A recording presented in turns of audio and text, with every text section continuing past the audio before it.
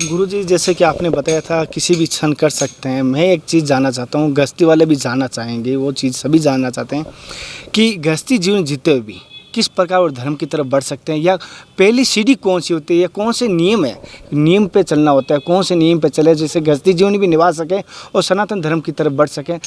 जैसे कि आप तो भगवान के बहुत नज़दीक हो, वो भी भगवान को पा सके, ऐसी कौन सी सीढ़ी या कौन सा रास्ता होगा? नहीं, ये प्रश्न जो है ना आपका, ये बहुत विस्तृत प्रश्न है। हमने अभी इसके पहले ही वाले प्रश्न में ये बताया था कि प्रत्येक अवस्था में जो व्यक्ति है उसके लिए अलग अलग धर्म का निरूपण किया गया है। सामान्य बात जब आप पूछते हैं तो हम केवल इतना ही कहना चाहेंगे कि प्रत्येक गृहस्थ को, जो सनातन धर्मी गृहस्थ है, उसका कर्तव्य है कि वो, यदि वो ब्राह्मण, क्षत्रिय, वैश्य है, तो जैसे कम से कम जितना करना है, कम से कम संध्या वो अवश्य करे। संध्या एक विधि है जिसमें प्राणायाम और सूर्यार्घ्य, सूर्य उपस्थान, भगवती गायत्री की आराधना आदि की जाती है। और षट्कर्माणि दिने दिने ये सिद्धांत बताया गया है। और निष्कारणो धर्मो ब्राह्मणेन निष्कारणो धर्मः षडंगो वेदोध्ययो ज्ञेयश्च।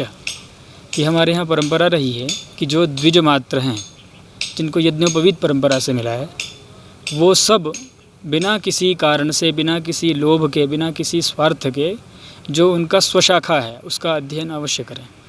तो वो जो भी इस हमारे और आपकी संवाद को सुन रहे हों, वो ये पता करें कि उनका गोत्र क्या है। गोत्र के आधार पर उनको उनकी शाखा का पता चलेगा। फिर यदि उनका यज्ञोपवीत नहीं हुआ है, किसी कारणवश परंपरा से छूट गया है, या जानकारी के अभाव में छूट गया है, या प्रमादवश छूट गया है, प्रायश्चित्त पूर्वक यज्ञोपवीत पुनः धारण करें।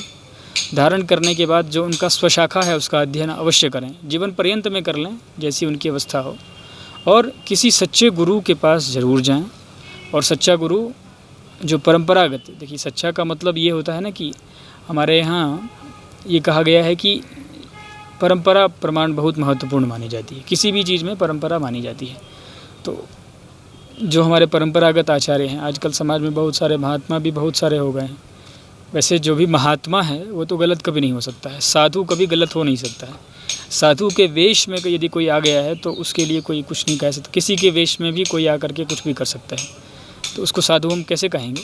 तो जो परंपरागत आचार्य हैं, चाहे यदि आप सन्यासी हैं तो सन्यासी आचार्य हैं, वैष्णव हैं तो वैष्णव आचार्य हैं, बहुत सारे संप्रदाय हैं, उन संप्रदाय के सच्चे आचार्यों से दीक्षा ग्रहण करिए और उनके बताए गए मार्ग का अनुसरण करिए। क्योंकि हम किसके लिए कौन सा धर्म बताएं, ये तो ऐसे बात करके कह पाना संभव नहीं है। लेकिन ये ज़रूर बता पाना संभव है कि आप यदि गुरु दीक्षा नहीं लिए हों तो आपके जीवन का मूल तत्व, मतलब लक्ष्य यदि कोई निर्धारण करना हो तो आप गुरु दीक्षा लीजिए, उत्तम आचार्य से दीक्षित होइए। उत्तम आचार्य से दीक्षित होकर के उनके मार्गदर्शन में अपना जीवन बिताइए और अपने धार्मिक जीवन, अपने सारे जीवन को उनको समर्पित करिए, उनके अनुसार अपने जीवन को आगे बढ़ाइए। आपको लाल वस्त्र पहनने की आवश्यकता नहीं पड़ेगी। लेकिन हाँ, इतना कुछ चीज़ें हैं जो हम ध्यान दिलाना चाहेंगे। वो ये हैं कि यदि आप सनातन धर्मी हैं तो आप मस्तक पे तिलक लगाने में संकोच मत करिए, आप शिखा धारण करने में संकोच मत करिए, और हो सके तो अपना जो वस्त्र है आपका उसको भी धारण करिए आप। तो ये कुछ बहुत छोटी चीज़ें हैं। ये इन चीज़ों के प्रति जो आपका गौरव समाप्त हो गया है, जिस भी किसी कारण से, किस कारण से किसका के प्रति किसका गौरव समाप्त हुआ नहीं हुआ, ये तो उसके स्वयं के लिए विश्लेषण का विषय है। लेकिन हमारा ये कहना है कि जो हमारे गौरव से जुड़ा हुआ प्रश्न है, जो हमारे हमको पूर्ण बनाता है, हमारा मस्तक में लगा हुआ तिलक हमको पूर्ण बनाता है, हमारी चोटी हमको पूर्ण बनाता है, हमारा यज्ञोपवीत हमको पूर्ण बनाता है, हमारा वस्त्र हमको पूर्ण बनाता है, हमारा प्रातः काल उठने का जो विधान है वो हमको पूर्ण बनाता है। आप प्रातः सूर्योदय के पहले स्नान कर ही लीजिए, संध्या कर लीजिए, सूर्य उपस्थान करिए, सूर्य भगवान के सूर्य नमस्कार करिए। ऐसे सनातन धर्म तो आप समझिए कि कहते हैं कि बहुत कठिन है धर्म का पालन करना, जबकि ऐसा नहीं है। सबसे सरल यदि कुछ है जीवन जीने की कला, सबसे सरल यदि कुछ है, सामान्य जीवन, एकदम आनंददायक जीवन यदि जीने का कुछ है तो वो सनातन धर्मियों का है। उनका मन भी प्रसन्न रहता है, उनका तन भी स्वस्थ रहता है और उनके मस्तिष्क का भी समय से बहुत विकास होता है। जब हम मंत्र जप करते हैं तो मंत्र जप में जो हमारे अंदर की जो एक विशेष तत्व है जिसके कारण हमारा अस्तित्व है, केवल ये शरीर है इसीलिए हम हैं, ये नहीं है। हम हैं और हमारा शरीर है, ये दोनों भिन्न हैं। दोनों एक साथ संयोग से इस समय हैं, इसीलिए शरीर में रहते हुए हम सारे व्यवहार कर रहे हैं। तो सनातन धर्मी जो आचार्य है वो आपको ये दोनों में भेद बुद्धि बताएगा कि तुम शरीर नहीं हो, तुम शरीर से भिन्न कुछ और हो। तो इस बात की अनुभूति आपको कोई गुरु कराएगा। तो फिर हम यही कहेंगे कि अलग अलग व्यक्ति के लिए जैसे हमने कुछ चीज़ें बताई कि प्रातःकाल कम से कम सूर्योदय के पहले उठें ही, कोई भी उठ सकता है, उठना ही चाहिए यदि धर्माचरण करना चाहते हैं। और वो पूछते हैं कि हम क्या करें, तो आप ये करिए कि आप प्रातः ब्रह्म मुहूर्त में उठिए, सूर्योदय के कम से कम 1.5 घंटे पहले उठिए, स्नान कर लीजिए और संध्या करिए, इतना करिए आप। और स्वस्थ शरीर के लिए आप जो योगाभ्यास हैं, जो प्राणायाम हैं, जो आपकी नित्य पूजा है, जो आपके मंत्र हैं, उसका व्रत आदि अनुष्ठान जो हैं वो सब करिए। और बाकी मार्गदर्शन लेकर के गुरुजी से करिए। गुरुजी, छोटा सा मैं एक सवाल करना चाहता हूँ। हमारे भाइयों का है, पिता तुल्य उनका, सभी का, गार्जियन का है। जैसे कि उन्होंने कहा है कि माताओं के लिए तो बहुत सारे व्रत बताए गए हैं, बहुत सारे हैं। हमारे पुरुषों के लिए, जैसे भाइयों के लिए, कौन सा व्रत करना सर्वश्रेष्ठ होगा, या कौन सा वार करें, कौन सा तिथि करें, कौन सा माह करें? जैसे महिलाओं के लिए तो हर व्रत उत्तम माना गया, लेकिन पुरुषों के लिए ऐसे कौन से व्रत उत्तम है जिसका उनका जीवन का उद्धार हो सकता है? ऐसा है कि ये कहा गया है कि पितुर्दशगुणा माता गौरवेणातिरिच्यते। पिता से माता का 10 गुना अधिक बड़ा स्थान है। किस लिए है? इसलिए है क्योंकि उनके अंदर एक विशेष भाव अपने पति के लिए, अपने पुत्र के लिए, और जो भी जिनसे भी वो जुड़ी हुई हैं उनके लिए विशेष भाव रहता है, विशेष स्नेह रहता है। इसीलिए बच्चे की लंबी उम्र के लिए, पति के लिए और दूसरी कामनाओं से वो ज़्यादा अपने आप को समर्पित करती हैं। और समर्पित करके आज सोमवार का व्रत है, कल मंगलवार का है, परसों बुधवार का है, फिर गुरुवार का है, फिर शुक्रवार का है, बहुत सारे व्रत होते हैं। तो जिसका जो व्रत होता हो वो हो। लेकिन हम लोगों के यहाँ यदि जैसे एक व्रत यदि आप करना चाहें तो एकादशी व्रत का अत्यंत महत्व है। एकादशी का व्रत अवश्य प्रत्येक सनातन धर्मी को करना चाहिए। और एकादशी व्रत की विधि बहुत सामान्य है। दशमी को एक बार अन्न खाना है और द्वादशी को पारणा करना है, और एकादशी को कुछ नहीं खाना है। सर्वोत्तम विधि ये है। यदि बिना कुछ खाए आप नहीं रह सकते हैं तो आप जल पी लीजिए। जल में भी आपको दिक्कत होती है तो आप दूध ले लीजिए। दूध में भी आप नहीं रह पाते हैं तो आप फल ले लीजिए। फल में भी नहीं रह पाते हैं आप तो बिना चावल के अन्न एक समय ले लीजिए। ऐसे करके आप कर सकते हैं।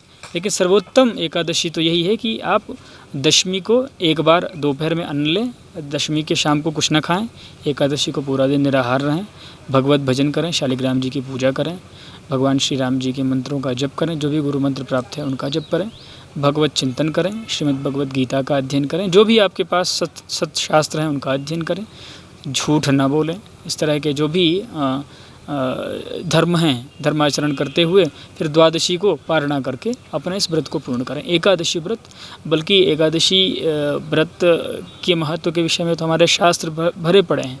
जिस भी शास्त्र को आप निकालें व्रत के महत्व को बताएंगे।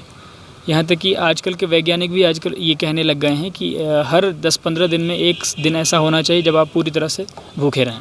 उससे आपके शरीर में जो बहुत सारे दूसरी समस्याएं आने वाली हैं वो सब समाप्त हो जाएंगी। एक दिन यदि आप भूखे रहेंगे तो आपका शरीर टेम्परेचर मेंटेन हो जाएगा, बराबर हो जाएगा। जो कुछ अपच है या कोई दूसरी तरह की समस्याएं हैं, एक दिन भूखे रहने से ठीक हो जाएगा। मतलब उन लोगों ने भी प्रकारांतर से इस बात को माना है। फिलहाल उन्हें माना है इसलिए हम माने, ये हम नहीं कह रहे हैं। लेकिन जो केवल उनको ही मानते हैं, जो वैज्ञानिक ने कह दिया तभी हम मानेंगे, ऐसे विचार वाले भी बहुत सारे लोग हैं। उनकी दृष्टि से भी उत्तम स्वास्थ्य के लिए हर 15 दिन में कम से कम एक दिन भूखे रहना उनके शब्द में आवश्यक है। हमारे शब्द में तो हम भूखे नहीं रहते हैं। भूखा का मतलब ये है कि ऐसा तो है नहीं कि हमारे पास अन्न का अभाव है, सब कुछ है। लेकिन सब कुछ होने के बावजूद हम सब कुछ छोड़ करके भगवान के लिए, भगवान के प्रति अपना समर्पण भाव दिखाने के लिए उसका आध्यात्मिक पक्ष हम दिखाते हैं। हम शरीर स्वस्थ होना हमारे लिए वो भी महत्वपूर्ण है, लेकिन वो पक्ष नहीं। हम आध्यात्मिक भगवत तत्व से अपने आप को जोड़ने के लिए इस व्रत को करते हैं। तो हम यही अनुरोध करेंगे कि आप यदि करना चाहें तो एक व्रत अवश्य करें, एकादशी व्रत अवश्य करें। बाकी आपके जो इष्ट हों उस आधार पे आपने जो निर्धारण कर रखा हो, प्रदोष करते हो तो प्रदोष करें, आप माता जी का अष्टमी करते हो तो अष्टमी करें, जो भी आपने स्वयं सोच के रखा है। लेकिन केवल यदि एक ही करना है तो एकादशी व्रत करें। दोनों पक्ष में कर सकते हैं तो दोनों पक्ष का करें, नहीं तो शुक्ल पक्ष का करें कम से कम। गुरुजी जैसे कि इसकी जो शुरुआत करें इस व्रत की एकादशी की, तो कब से करें पहला तो, और जैसे आपने विधि तो आपने बता दी, लेकिन उसके साथ साथ एक चीज़ और जानना चाहता हूँ। जैसे एकादशी व्रत का संकल्प लेना चाहिए, जैसे सुना है कि कोई भी उपवास या व्रत करते हैं तो उसका संकल्प भी होता है, तो हमें थोड़ी सी दोनों ही बातें हमारे दर्शकों को बताइए। अब कब से शुरू करें, ये बात फिर वही पहले वाला प्रश्न आ गया कि धर्म कब से शुरू करें। तो जब भी एकादशी आए, जो अच्छी एकादशी, सभी एकादशी एक से मतलब दिव्य हैं एकादशी। अब जैसे अगली एकादशी जो आने वाली है निर्जला एकादशी है, वर्ष भर में ऐसी अभी 3-4 दिन बाद ही आने वाली है, जिसमें निर्जला ही है। बहुत महत्व और बहुत ही गुणगान किया गया है इस एकादशी का। तो निर्जला एकादशी से शुरू कर लें, किसी भी एकादशी से, शुक्ल पक्ष की, कृष्ण पक्ष की, जिसमें आपको सौकर्य हो उस एकादशी से आप आरंभ करें। और जहाँ तक व्रत के विधि का प्रश्न है, तो व्रत के विधि के लिए जो संबंधित आचार्य हों, क्योंकि हम यहाँ से बता के तो करा नहीं सकते हैं आपको, जो भी आपके आचार्य हों, जो आपके पुरोहित हों, उनसे आप संपर्क करें। संपर्क करके जो वो विधि बताएं, उस विधि के अनुसार पहली बार संकल्प लेकर के शुरू करें। फिर कई बार व्रत जब पूरा करने के समय उद्यापन करते हैं लोग, तो ऐसी कोई अवस्था किसी के उद्यापन करने की हो तो भी वो अपने आचार्य से संपर्क करके उद्यापन करें। और शुरू करने के लिए बहुत विलम्ब ना करें, जो भी एकादशी आने वाली हो सब विशिष्ट है, प्रणाम करके शुरू कर सकते हैं, कर लेना चाहिए। जैसे कि दोस्तों गुरुजी ने पूरी बात बताई व्रत उपवास की। गुरुजी छोटा सा एक माला के ऊपर टोपी ले रहा हूँ। गुरुजी एक चीज़ जानना चाहता हूँ, जैसे कि मालाएं बहुत प्रकार की होती है, लाल चंदन की, रुद्राक्ष की, जैसे तुलसी की, तो इन मालाओं का क्या क्या मतलब महत्व माना गया है, या कौन सी माला का जप करने से क्या फल मिलता है? थोड़ा सा मालाओं के विषय में ये कहा गया है कि हम लोगों के यहाँ 27 नक्षत्र होते हैं। तो 27 माला, 3 तरह की माला होती है। एक माला होती है 27 दाने की, एक फिर उससे डबल जब करेंगे 54 दाने की, और एक 108 दाने की। 3 तरह के मनके की माला होती है। और भी अलग अलग विचार में, अलग अलग दर्शन में अलग अलग तरह की मालाएं होती हैं। मालाओं के विषय में ये विशेष रूप से कहा गया है, मुख्य रूप से, कि प्रातःकाल जब माला जपें तब नाभि के सामने हमारा हाथ रहे, मध्याह्न में जपे तब हृदय के सामने, और जब सायंकाल में जपे तो नासिका के सामने माला रहे। एक तो ये विधान। दूसरा, अलग अलग देवता के अलग अलग माला हैं। जैसे शिव जी की आराधना करनी हो, भगवती की करनी हो तो रुद्राक्ष की माला जप लें। स्फटिक की माला से ही भगवती का जप करते हैं। लाल चंदन की माला है, हल्दी की माला है, बगलामुखी की उपासना करनी हो तो हल्दी की माला है।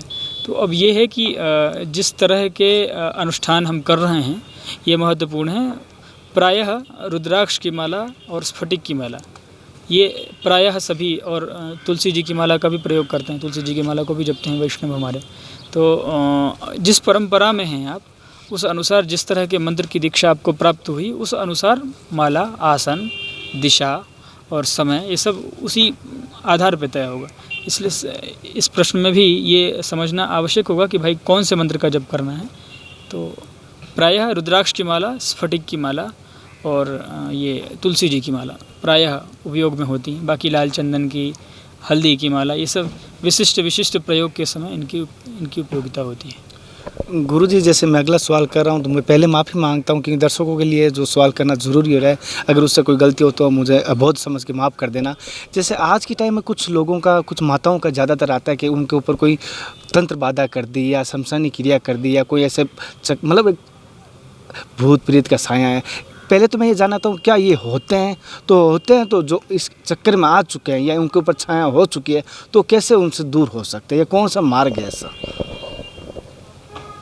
ऐसा है कि जहाँ तक ये होने का प्रश्न है, तो जो अपने यहाँ 84 लाख तरह की योनियाँ हैं, उन 84 लाख तरह की योनियों में भूत योनि भी है, प्रेत योनि भी है, पिशाच योनि भी है, ब्रह्म राक्षस योनि भी है। तो ये सब होते हैं, इसमें तो कोई शक है नहीं, ये तो होते ही हैं। लेकिन ये जिसके ऊपर हो गए हैं और आगे ना हो, इसके लिए कोशिश यही करनी चाहिए कि जो ऐसा है ना कि बहुत सारी चीज़ जो हमारे व्यवहार की हैं, उसको यदि हम सुधार लें तो बहुत सारे इन दुष्ट शक्तियों से हम बच जाएंगे। जैसे एक प्रवचन में पूज्य महाराज श्री बता रहे थे कि जो लोग जूता पहन के खाते हैं या जो भोजन छोड़ देते हैं अपनी थाली में, उनके उसी भोजन को आधार बना करके दुष्ट शक्तियाँ उनके घर में प्रवेश कर जाती हैं। तो ये बहुत छोटी सी चीज़ है। हम लोगों के यहाँ तो ये कहा गया है कि भोजन करते समय सिला वस्त्र भी निकाल दो। आज भी जो पुराने लोगों को आप देखेंगे तो वो कुर्ता पहन के यदि भोजन करने के लिए बैठे होंगे तो भोजन करते समय कुर्ता निकाल देते हैं, बनियान निकाल देते हैं। और यहाँ तक भी परंपराएं हैं, आज भी हैं, बहुत सारे लोगों में, हम लोगों के यहाँ तो है ही, धोती पहन के ही बनाते हैं। माताएं भी आजकल बहुत जगह, आजकल तो अब वो व्यवहार नहीं रहा, चप्पल जूता पहन के लोग घुसते हैं, वही जूठा खा रहे हैं, वही खिला रहे हैं। तो जब इस तरह का वातावरण करेंगे तब तो फिर भोजन में जब अशुचि आ जाएगी तब इस तरह की चीज़ें आने लगती हैं।